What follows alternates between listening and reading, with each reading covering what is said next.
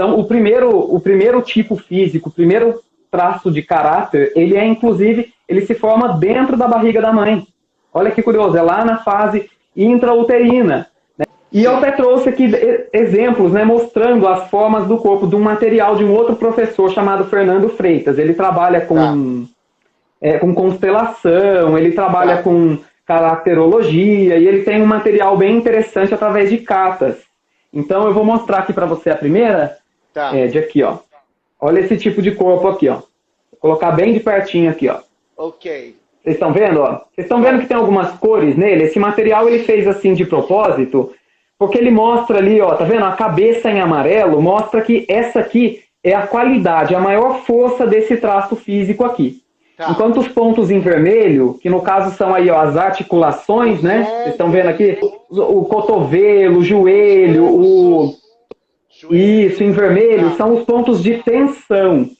E essa parte em azul são as friezas, as partes que têm menos força ali no corpo.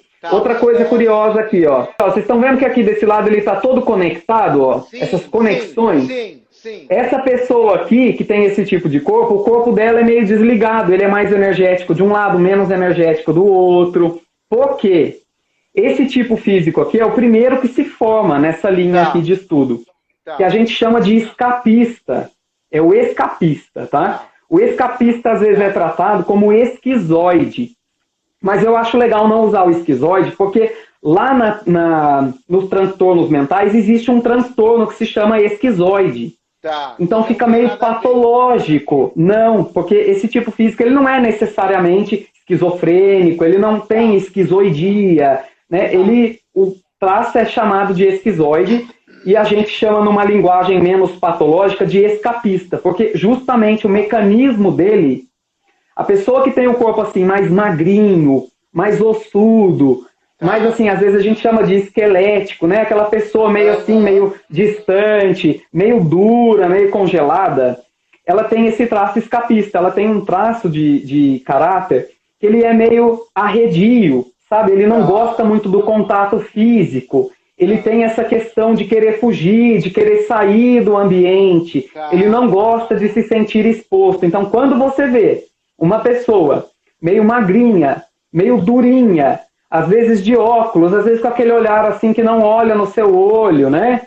Aquele traço que a gente fala, nossa, ele é meio autista, ele é meio autístico, ele é meio distante, ele é meio estranho. E ele tem esse corpo magrinho, por que ele tem isso? Ele tem esse mecanismo escapista. Por quê? Esse é aquele caso que eu falei pra você, de lá de dentro da barriga da mãe, né? A mãe, quando ela fica tensa, porque o pai foi embora, ou porque ela ficou com medo de alguma coisa, o corpo dela, o cérebro dela, libera hormônios. Ela se sente tensa, ela sente preocupação pelo futuro dessa criança. E a criança, quando ela está na barriga da mãe, ela não é uma criança que está dentro da barriga da mãe, ela é a mãe. Ela está compartilhando o mesmo sistema, o mesmo sangue, os mesmos sentimentos, não é? Daí o pessoal até fala, nossa, mas tudo é culpa da mãe. Não, não é que é culpa da mãe, ele é a mãe. E é normal, a mãe é uma mulher, é um ser humano, ela vai se sentir preocupada, triste em algum momento. São 9 meses ali de gestação. Então é normal que ela sinta. Daí o pessoal fala, mas é culpa da mãe. E o pai? O pai paralelamente. Se tem ali um pai que deveria estar dando companheirismo para essa mãe e a mãe não tem isso, ela vai se sentir assim e, em consequência, a criança vai se sentir assim também. Tá? E tão forte é esse trauma para a criança que ela se sente rejeitada muitas vezes. O trauma de uma pessoa que tem assim, essa traumatização, na verdade, é de rejeição. E ela tem esse mecanismo de preferir ficar invisível, não se envolver, não tocar. Por quê? Por um medo de rejeição. Ela pensa assim, nossa, cada vez que eu apareço, eu sou rejeitado, eu sou desprezado. Até o meu nascimento nesse mundo foi uma coisa difícil de chegar aqui.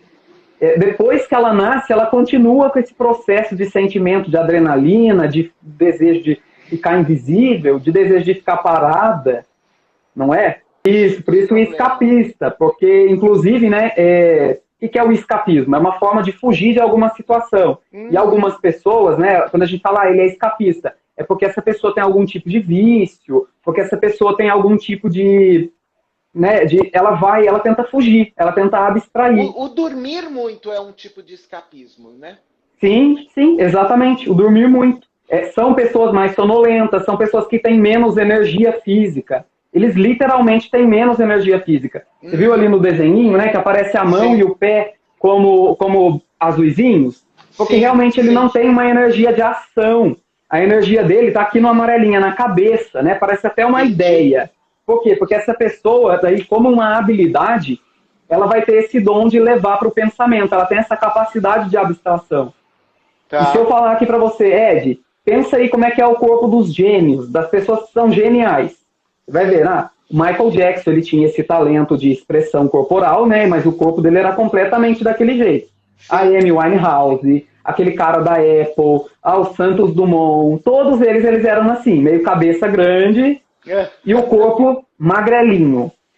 Começou muita exposição, eles começam a sofrer, eles têm problemas de pele, de visão, porque eu não quero ver e eu não quero contato. E, gente, isso é natural, tá? Isso é natural. Quanto mais a pessoa tem essa dor lá de infância, de rejeição, mais forte aparece no físico dela também o traço do escapista. Características que você colocou, que você descreveu agora desse, e lembra muito o pisciano. Escapista, Ele tem, né? os pés como o ponto fraco dele, gosta de dormir muito quando tem problema. Sim, Engraçado, né? sim. As conexões. Sim, eu vejo. Na numerologia também vejo alguns tendo esse traço, né? O 7, por exemplo, ele é assim, meio arredio, meio distante, né? Sim, E o 7, sim. ele tem uns traços meio finos, as mãos finas, os pés finos. Às vezes eu faço essa observação também, é muito interessante. E deixa eu te contar uma aqui do escapista. Eu já trabalhei com uma pessoa escapista há um tempo atrás, e ele falou assim pra mim, todo magrinho, né? Eu já sei que a pessoa é assim, ela é na dela, né? E as pessoas às vezes têm o hábito de fazer assim, vem pra cá, você não fala nada, vem aqui, se entrosa. Pra eles é horrível quando fazem isso. Não faça isso. Quando você ver uma pessoa magrinha na dela, provavelmente você está olhando para um escapista. Não tenta fazer isso com ele, porque para ele é muito ruim.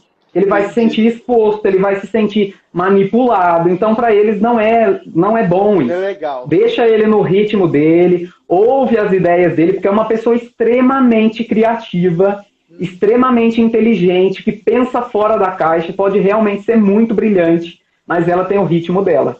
Tá? Então não faça esse tipo de coisa. Então foi interessante que ele virou, ele não estava falando nada. Mas, né, como eu já sei disso, eu já sei como é que eu tenho que me aproximar das pessoas, né, deixar elas à vontade. Sim. E uma hora ele disparou, ele falou assim pra mim, cara, a pandemia, na verdade, foi ótima pra mim. Eu fiquei dentro de casa, eu trabalhei menos, eu fico olhando essas pessoas saindo assim, fico pensando, por que não fica em casa?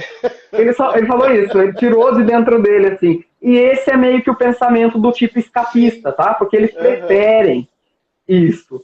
Então eles precisam disso. E você que tem esse traço predominante, não fica tentando ser diferente, sabe? Respeita o seu ritmo interior, respeita, porque é melhor. Sim. Alguns lugares é muito raro ver eles. Na academia você não vê esse tipo e é muito raro de ver.